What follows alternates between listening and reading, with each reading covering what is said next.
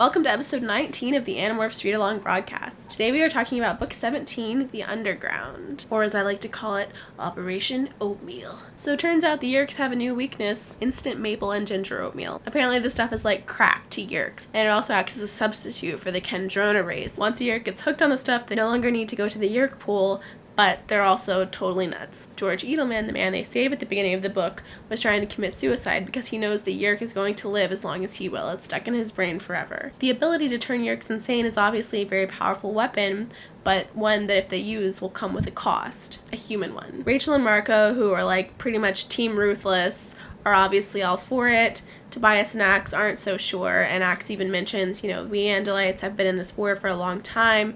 We've learned there's only so far you can go before you become your enemy. What's really interesting is that when they're talking about this, Cassie is silent, and normally Cassie would be the first one to voice concerns in this kind of situation, and Rachel's like, Cassie, what do you think?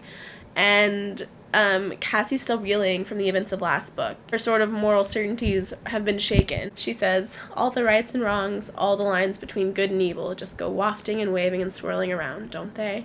Because of the parasitic nature of the Yeerks, it's sometimes hard to hurt them without hurting their hosts. And obviously they come into this problem all the time. They often hurt Hork-Bajir and Taxxons, even sometimes killing them. But this is different because this is deliberately making it impossible for that human ever to be free of their Yeerk. Jake even says, I wouldn't want this to happen to Tom. In the end, they decide that even though it's kind of an ugly thing to do, this is war and it's a war they have to win. So they decide that the best way to go about this plan is to go back to the Yeerk pool. The last time we were in the Yeerk pool was book 7.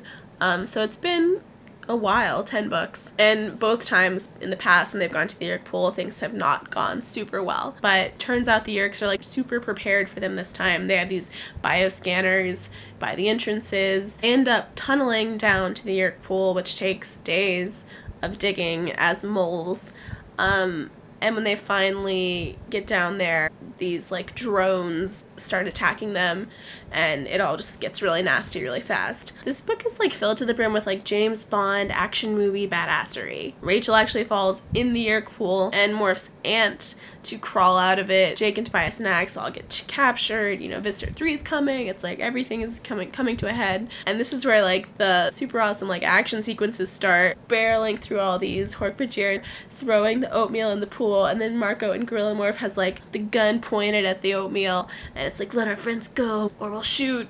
In the end, they're running for their lives. They've blown up the oatmeal in the pool. Visitor 3 is chasing after them and like some sort of weird alien pterodactyl morph.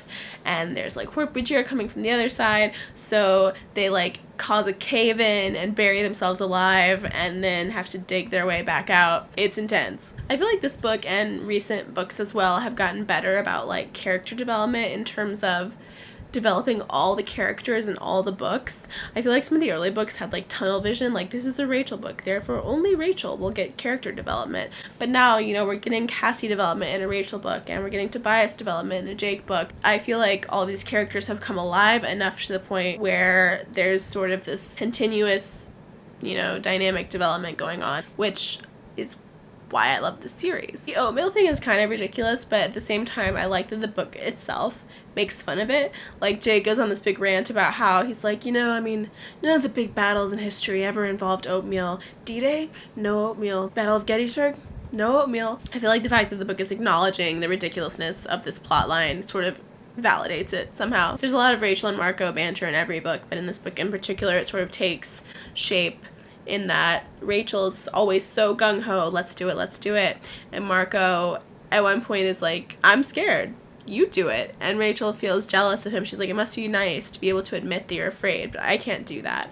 A lot of Rachel's enthusiasm is not a facade, but it's something she like forces herself to do. She's not always super excited about a mission, but she feels like that's her part to play. This book addresses things that have happened in the past. We're still dealing with the fallout from the destroyed Kendrona in book 7. We're dealing with the emotional fallout from book 16. And that's really one of the strengths of these books, is their ability to incorporate all of these like one-shot stories to make really this epic saga that is the Animorphs. Those are all my thoughts about book 17. 17, The Underground. The next book is book 18, The Decision, and it's really, really good. I'm super excited. After book 18, we are going to be reading Megamorphs number 2. I just feel like I need to reiterate how excited I am to be at this point in the series, because 18 is great, Megamorphs 2 is great, 19, 20, 21, 22, 23 are like mind-blowingly great, so I'm super excited. If you want to keep up with this read along, subscribe to this channel or follow me on Twitter, and I will see you on Monday.